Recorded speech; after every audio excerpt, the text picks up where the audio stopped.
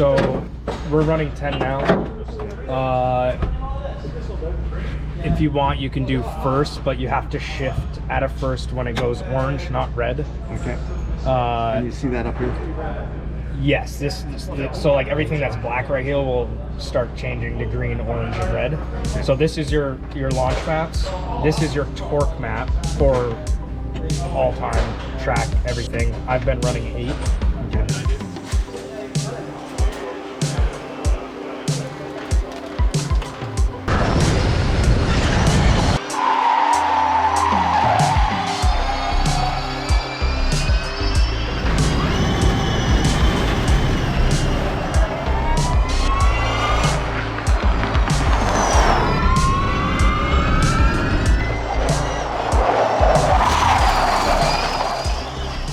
That's good.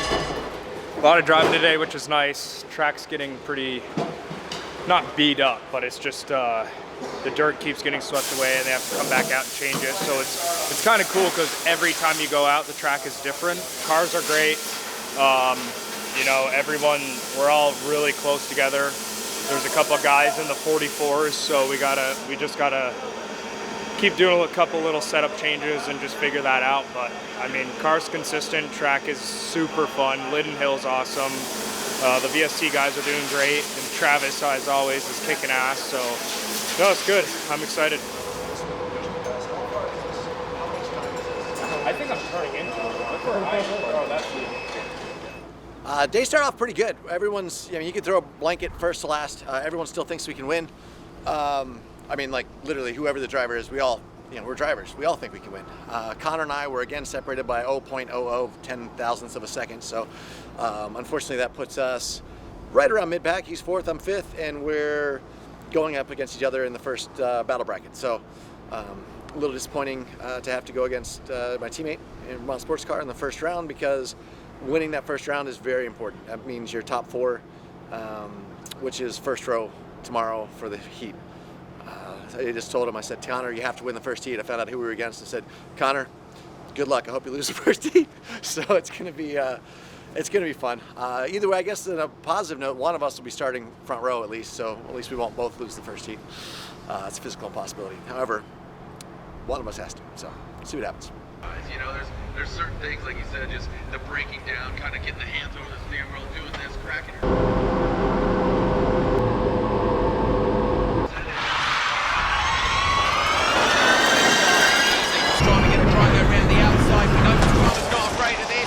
Lit goes straight round the outside of his teammate. Does he hold on? Martell's inside, and he does. So Pastrana passes round the outside. Whoa, big jump by Connor Martell. 199, the reigning Nitro Rallycross champion. Gonna hit the throttle on the exit. Martell versus him on the run towards the line. It's gonna be ultra close. Martell. Connor Martell ends up getting the 199. You're defending Rallycross champion. Look at that. So it was up to 2 seconds. So about 1.4, 1.5. Yeah, 1.5. Yeah. In that 0.6 wing. Good job, Connor. Good job, bud. We did accidentally hit a foam block, so unfortunate, but I'm happy someone from the VSC team gets to move on today, and I'm glad it's Travis, obviously. Now we're here, they're like, oh, you're up. Go fly. We had to wait on another car also.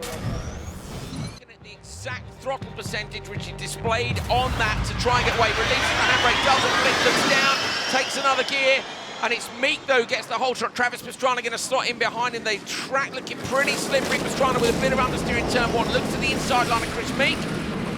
So Travis has got a problem with his steering, so it's not half spin for Travis. It's a problem there, and he ends up coming in a fair way behind Chris Meek. It's a shame.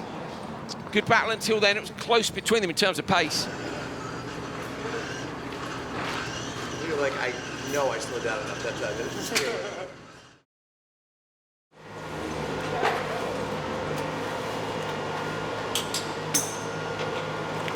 Let's take a look at this grid. You're seeing 2 VSC vehicles, the Vermont SportsCar. So on that front row here in Heat 2, you got Travis Pastrana and Robin Larson, who won the bracket battles yesterday. Next to him in that second row, you got Connor Martell and Ollie Bennett. Here we go. So keep your eyes then on that Nitro launch panel up on the start. Here it goes, Nitro, then it's a random gap to when it goes green. Who's going to get away best? Great start by Robin Larson. Martell on the inside of his teammate Travis Pastrana around the outside. Ollie Bennett shuts the door on Pastrana. Up into turn one, Pastrana is going to try and go all the way around the outside. Did that yesterday. Robin Larson down low, holding on to the Jared, Pastrana comes up on the last lap. If Pastrana gets a 3-second penalty, it will be Grano who goes home from P3, goes through to the final, having only driven the car for the first time yesterday. But Larson pops up over the line. He'll go to the front row. Pastrana goes over the line in row 2, but there's a question mark over him, and Grano gets P3.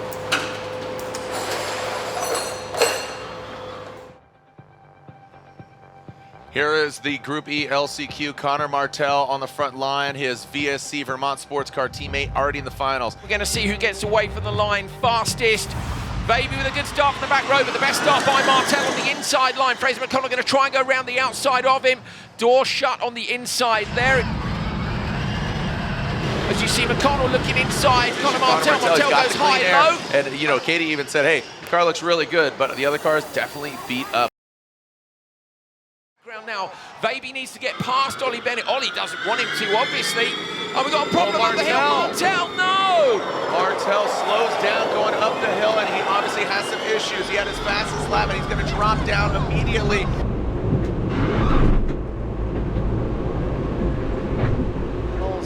Finals up next. We qualified second in the heat, which put us straight through the main. We were able to conserve some tires. A lot of other guys did semis and then LCQ. Unfortunately, my teammate Connor Martell did not make the final, and he's been faster than me all week. It's just getting out in the start, getting around the first turn. I took I yelled America, pushed the gas pedal to the floor, and backed it into turn one, and was able to go from fourth to second, which is a transfer spot on the Talladega burn. I don't know if that's going to work in the final, but we're going to give it a go. I got to get off the line a little bit better. Everyone's got the same things to deal with, so just make the fewest amount of mistakes and try to be spot on. You got Chris Meek and Robin Larson on that front row. Second row, Andreas Backerud back in the blue. Then you got number 199 in the second row driving that Vermont sports car. That is Travis Pastrana.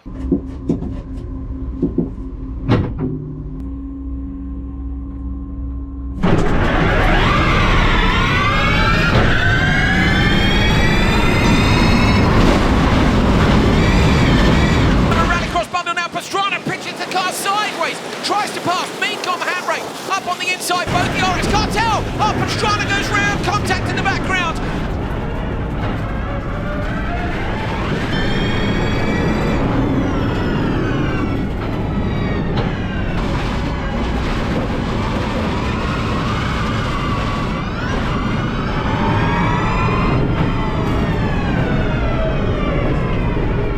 So yeah, the day. Well, it went okay. Warm-up was decent.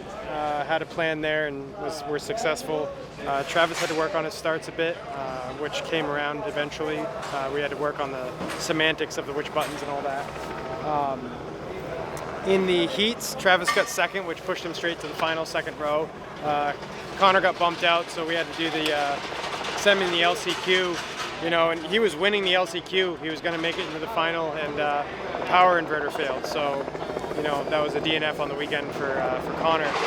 So, looking at the final, Travis was second row outside, and we made the plan to go all the way around the outside. And it was working. He had a hell of a good start, best start of the weekend. Got right up even with the first row of cars, and you know, he was going around and around and around and around. Right at the apex, he kind of gripped up and drove down towards the apex and hit into McConnell, and that was it. He got a flat tire. So that's the weekend. That's how these things go.